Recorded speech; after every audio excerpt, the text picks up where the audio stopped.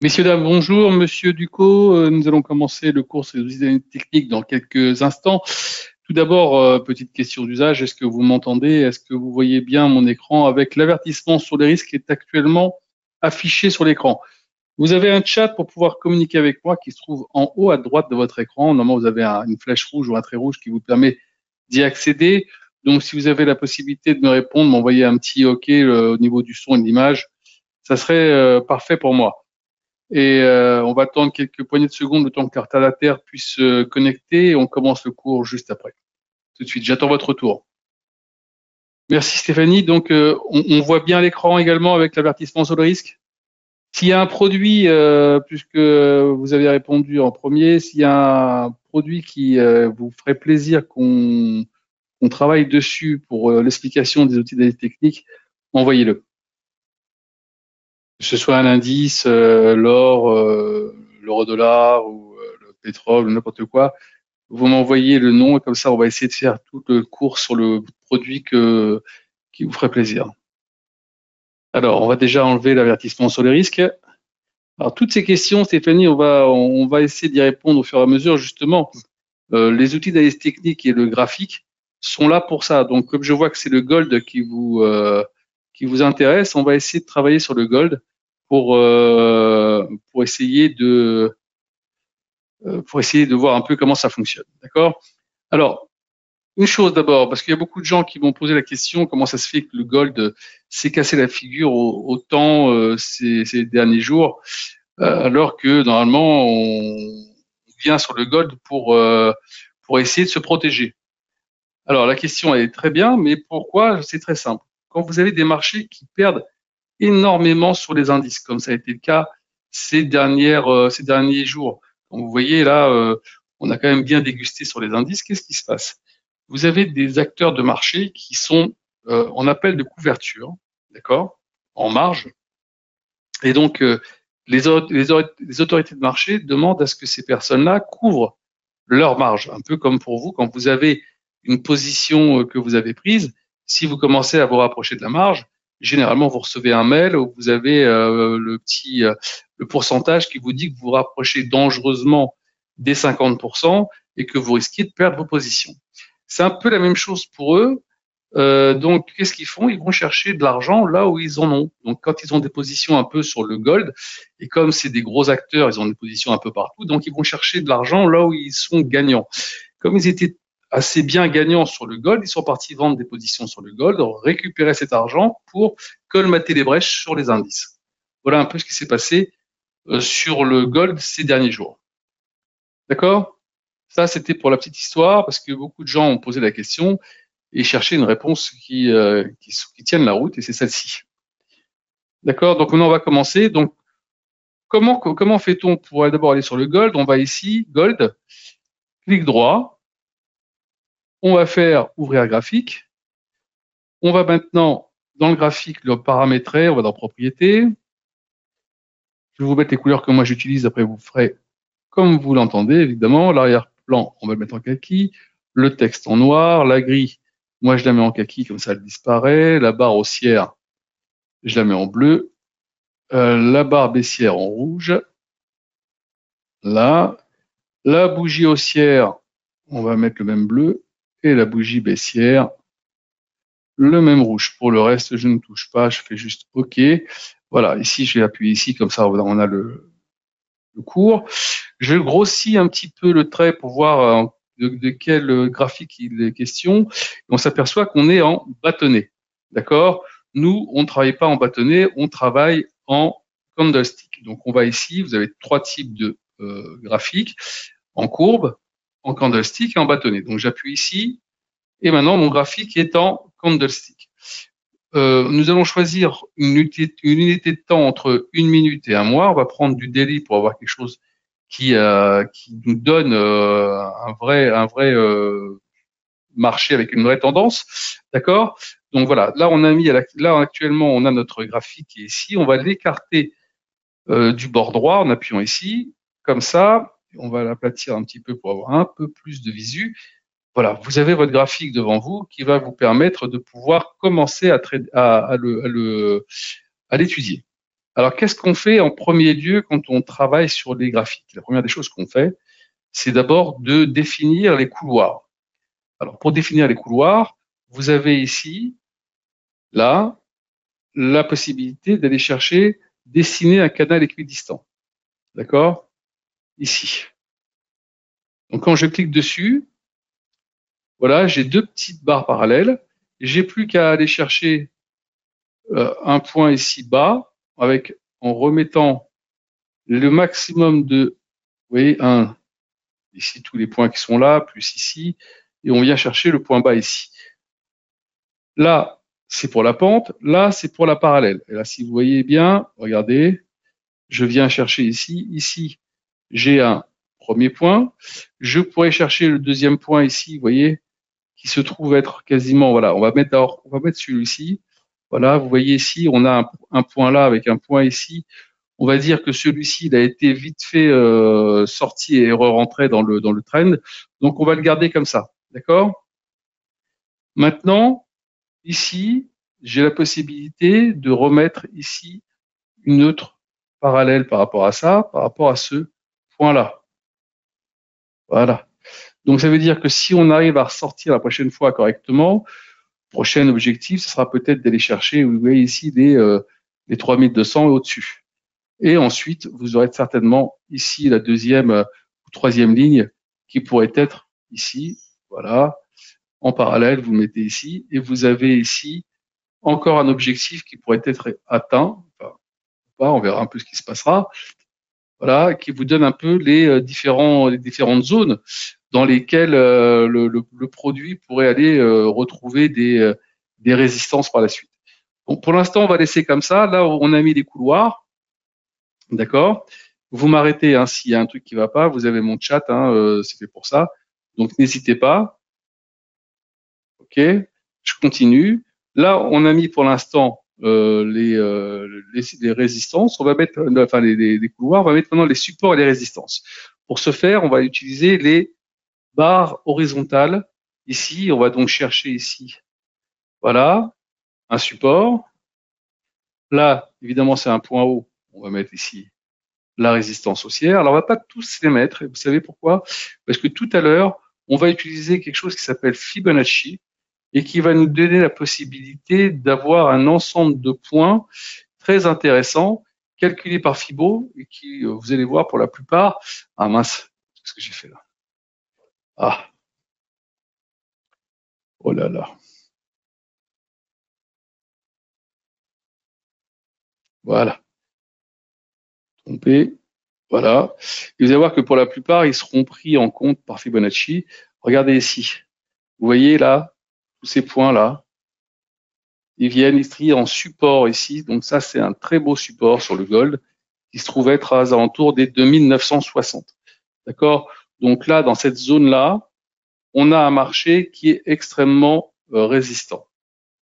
Donc voilà, on va pas en rajouter plus et on verra tout à l'heure avec Fibo les autres points qui vont être, on va dire, disponibles avec Fibonacci en termes de support et de résistance. Maintenant qu'on a mis ça, on peut aller chercher dans Insertion, Indicateur, Trend, Bollinger Band. Voilà, je vous laisse le temps de regarder. Je clique sur Bollinger Band. Je touche à rien ici. Vous pouvez changer la couleur ou la grosseur du trait si vous voulez et vous appuyez sur OK. Et là, vous voyez, là, voilà, vous avez exactement les bandes de Bollinger qui viennent se mettre sur le graphique. Alors, qu'est-ce que c'est que les bandes de Bollinger? Je vais grossir un peu comme ça, vous verrez mieux. Voilà, qu'est-ce que c'est que les bandes de Bollinger?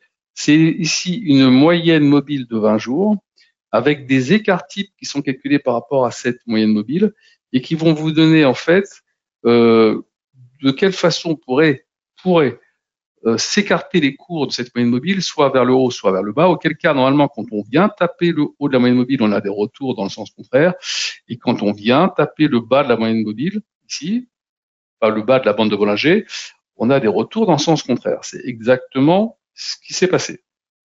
D'accord? En règle générale, c'est comme ça que ça se passe, allez, on va dire à 70%, 75%.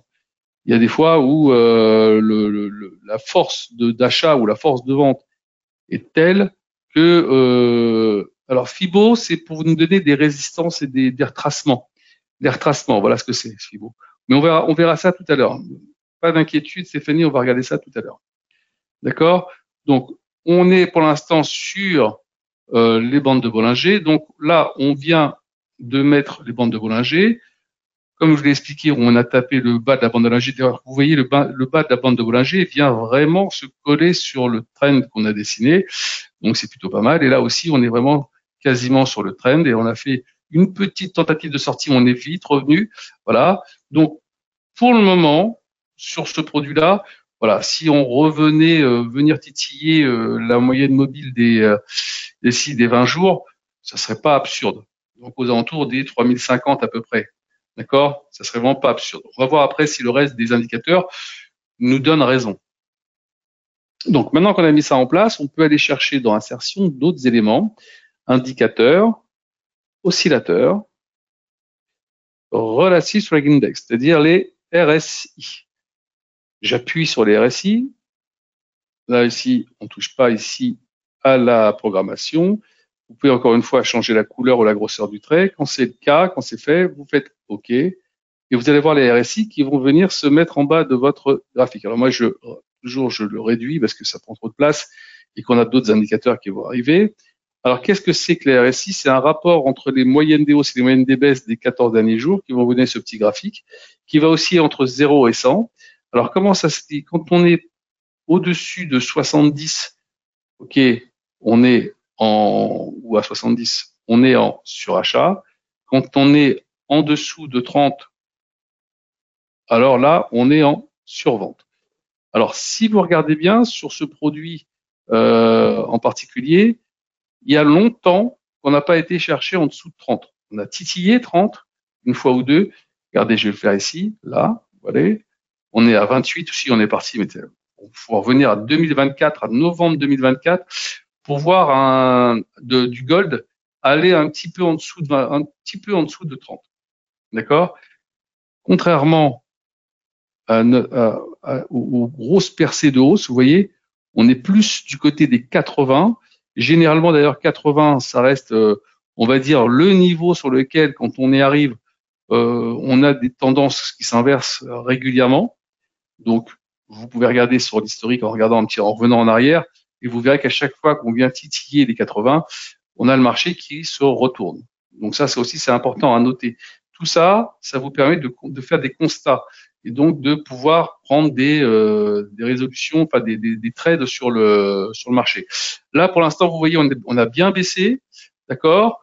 Donc je vais essayer d'abord remonter cette RSI là et vous la remettre ici.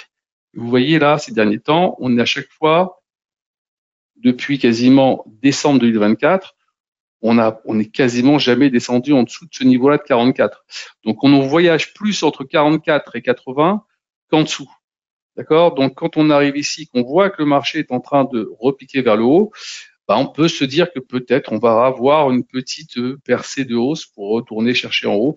Pour l'instant, en tout cas, la RSI est bien dirigée vers le haut. Là, on le voit bien ici. On va regarder les autres indicateurs, ce qu'ils vont nous raconter. Indicateur, oscillateur, MACD. J'espère que vous l'avez pas vu. Je pense que j'étais un petit peu trop vite. Indicateur, oscillateur, et vous descendez sur MACD. Là, vous appuyez. Une fois, vous touchez à rien ici. Vous faites juste OK. Voilà. Et là, vous avez la MACD qui vient se mettre sur le sur le graphique. Qu'est-ce que c'est que les MACD? Les MACD, c'est en fait deux moyennes mobiles exponentielles de 12 et 26 jours qui vont vous donner ce petit graphique. Alors, normalement, quand on est au-dessus du signal en rouge, marché haussier. Dès qu'on passe en dessous, marché baissier. Vous voyez? Là, on était là bien au-dessus du graphique. On était au-dessus encore du signal, donc on était encore ici en haussier. Dès qu'on a commencé à le casser, accélération baissière, et vous voyez, on en est là. Pour l'instant, on n'a pas encore une MACD qui vient nous confirmer une progression continue du gold. On va voir la prochaine, ce qu'elle nous donnera comme indication. Si on voit que la prochaine, elle est plutôt à la même hauteur, on aura peut-être cette figure de retournement qui commencera peut-être à se construire, avec certainement une RSI qui continuera de monter. Ça sera intéressant d'observer tout ça. D'accord? Alors, je continue. S'il y a des trucs que vous comprenez pas dans ce que je vous dis, n'hésitez pas à envoyer un petit message. J'essaie de regarder de temps en temps s'il y a des messages qui arrivent. Hein. D'accord? Aucune espèce de honte à avoir, de poser une question, de dire même, de répéter si c'est quelque chose qui est pas compris. Ok? On est là entre nous, on est là pour essayer de comprendre, essayer d'apprendre. Donc, ne vous gênez pas pour pouvoir poser des questions.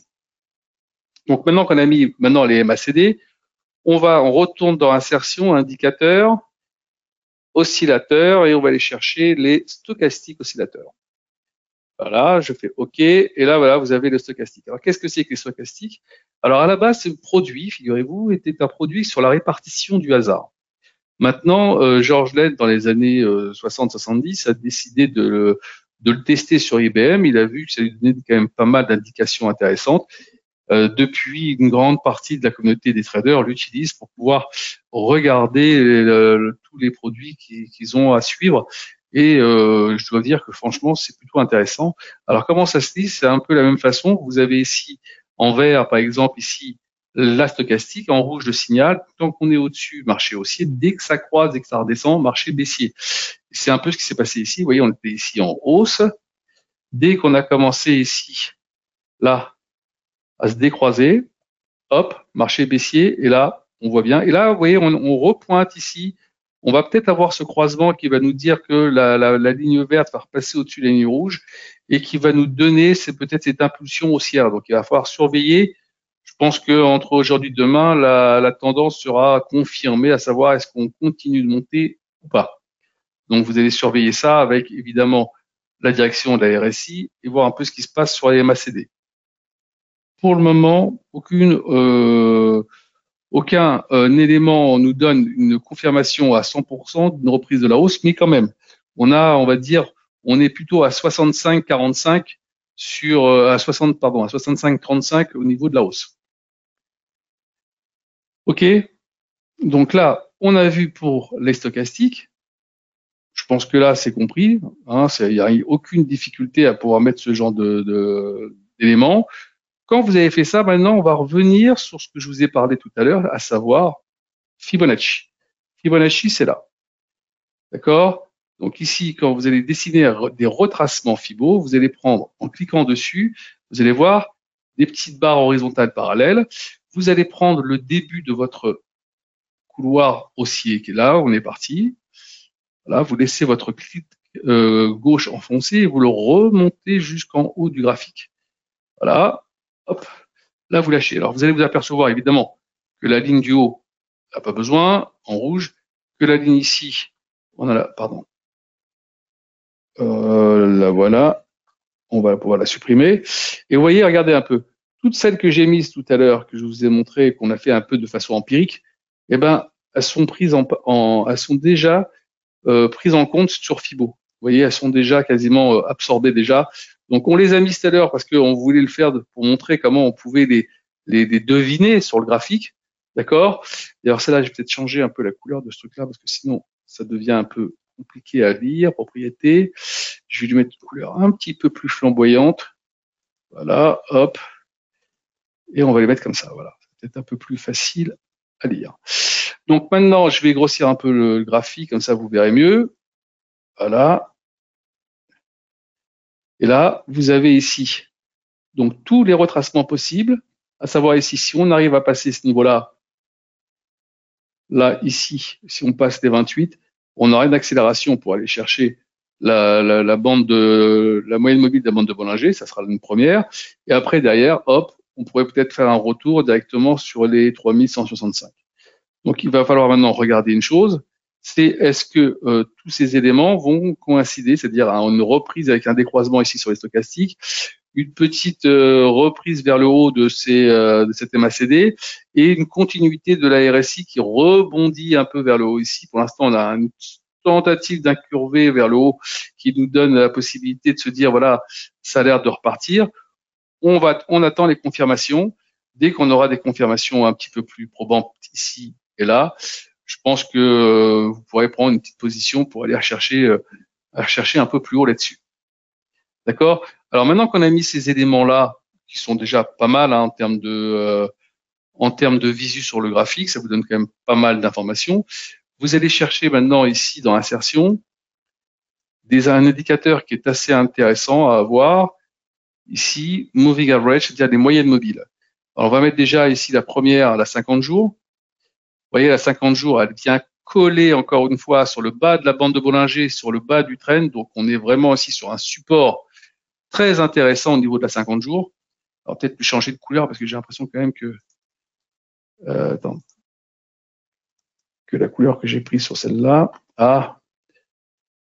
fatigue.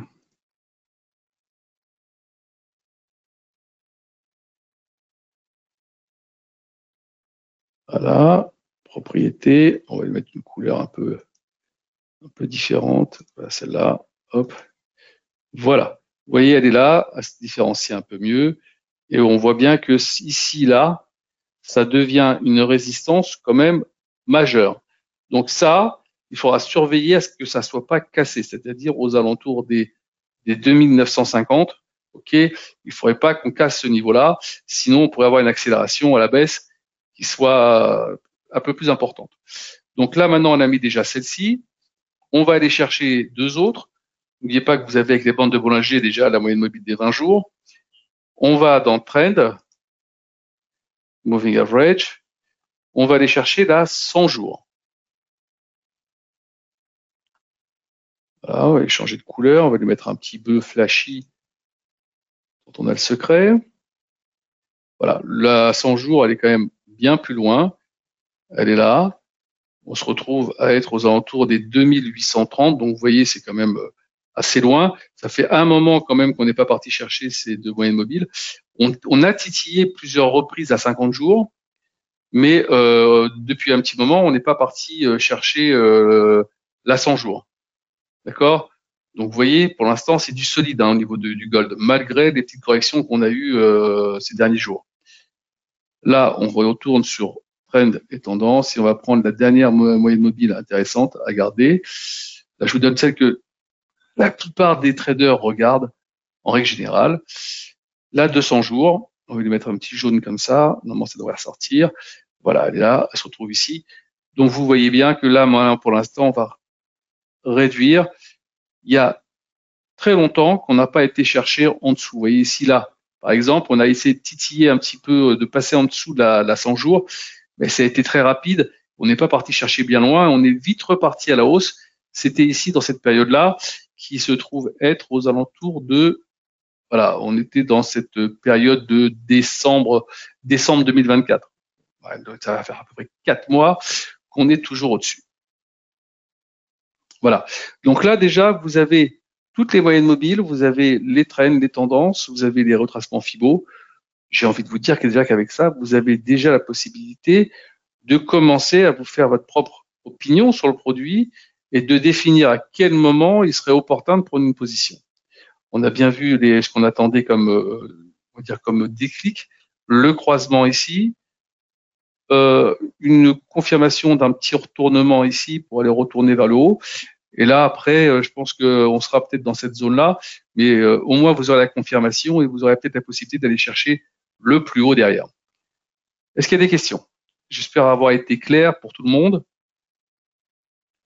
Alors ici, il y a marqué, pouvez-vous remontrer le chemin pour les infos après insertion? Les infos après insertion, c'est-à-dire que vous voulez savoir comment on va les chercher? Dans insertion, indicateur, vous avez deux postes importants dans Trend. Donc là, vous allez retrouver les bandes de Bollinger et les Moving Average. Bon, ici, à Ishimoku, voilà, je l'ai pas mis parce que c'est mettre Ishimoku sur ce genre de graphique, vous n'allez plus rien lire.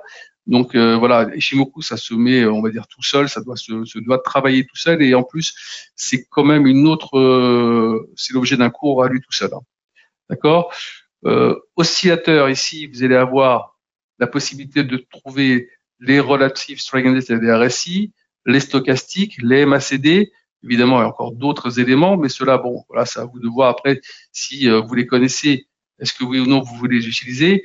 Il se peut que vous avez l'habitude peut-être de travailler avec certains éléments hein, qui ne sont pas présents sur la plateforme. Alors, vous avez MQL5. OK, vous tapez MQL5 sur Google. Vous allez arriver là-bas sur MQL5. Il va vous donner sur que ce soit MT4 ou MT5, vous choisissez la plateforme sur laquelle vous travaillez. Vous allez voir là-bas les différents éléments qui vous sont proposés en termes d'analyse technique. S'il y a un produit que vous cherchez, vous tapez son nom. Ils vont vous donner les différents logiciels qui sont proposés. Alors attention, il y en a qui sont gratuits, il y en a qui sont payants. Il y a des notes sur chaque produit. Si vous voulez le télécharger, il y a juste après à l'uploader directement en laissant votre MT4 et MT5 ouvert. Ça va venir sur votre compte et vous le retrouvez dans personnalisé. Une fois que vous l'aurez téléchargé, vous le retrouvez ici tous les produits que vous êtes parti chercher sur MQL5. D'accord? Je pense avoir été relativement clair sur l'ensemble des éléments qu'on a vus aujourd'hui et j'espère que ça vous aidera considérablement pour vos prochains trades. Alors, une petite précision, cette fin de semaine va être très chargée, donc soyez très vigilants. Jeudi et vendredi, pas mal de chiffres sur l'inflation américaine, plus vous allez avoir des chiffres sur la confiance des ménages du Michigan qui va tomber dans l'après-midi de vendredi. Donc ça, si c'est très intéressant. La dernière fois, on a eu des marchés très mouvementés à cause de la confiance des ménages qui commençait à baisser fortement. On aura quelques discours évidemment de membres de la Fed qui sera évidemment écouté, mais c'est surtout aussi le début des résultats des entreprises américaines pour le premier trimestre 2025. Donc il va falloir surveiller ça dans les prochains jours, prochaines semaines. Ça commence par les bancaires à partir de vendredi. Pour voir si on commence pas déjà à avoir des sociétés qui commencent à dire les résultats sont moins bons pour le premier trimestre 2025 et les perspectives aussi. Si c'était le cas, ça pourrait commencer un petit peu encore à appuyer sur le frein sur les marchés. Donc il faudra regarder ça. Mais le véritable rendez-vous qu'il faudra certainement attendre la fin du week-end pour savoir ce qui se passe, c'est le rendez-vous entre Trump et les Iraniens concernant le nucléaire. Alors il y a déjà un petit couac dans la présentation. Hier, M. Trump a dit qu'ils étaient en négociation directe, ce à quoi les Iraniens ont dit non, pas du tout, ça sera une négociation indirecte. Donc chacun dans son bureau avec des personnes qui feront la navette entre les deux bureaux pour pouvoir discuter de ce qu'il y a lieu de faire. Mais en tout cas, s'il se passe rien de concret ce week-end, attention à ce qui pourrait se passer ce week-end. Et donc, évidemment, on pourrait avoir une surprise dès lundi matin. D'accord? Donc, restez vigilants sur les positions que vous aurez en fin de semaine. Passez une excellente fin de journée. Attendez. Alors, évidemment, si on rentre dans une série de baisses des taux, ça sera toujours bon pour le gold, hein, évidemment. Mais pourquoi on rentre dans une série de baisses des taux? Non pas parce que on aura une inflation qui baissera, parce que c'est pas sûr qu'avec les droits de douane on ait une inflation qui baisse, mais c'est surtout parce que on est dans un marché qui risque de rentrer en récession, et pour éviter de rentrer dans une récession de façon trop brutale, on aura très certainement, je dis bien très certainement, l'obligation de baisser les taux pour essayer de redynamiser un peu tout ça. D'accord? Donc c'est plutôt du système pompier qu'on fera que de l'ajustement monétaire à proprement parler. D'accord? C'est ça qu'il va falloir regarder. Passez une excellente fin de journée. À très bientôt.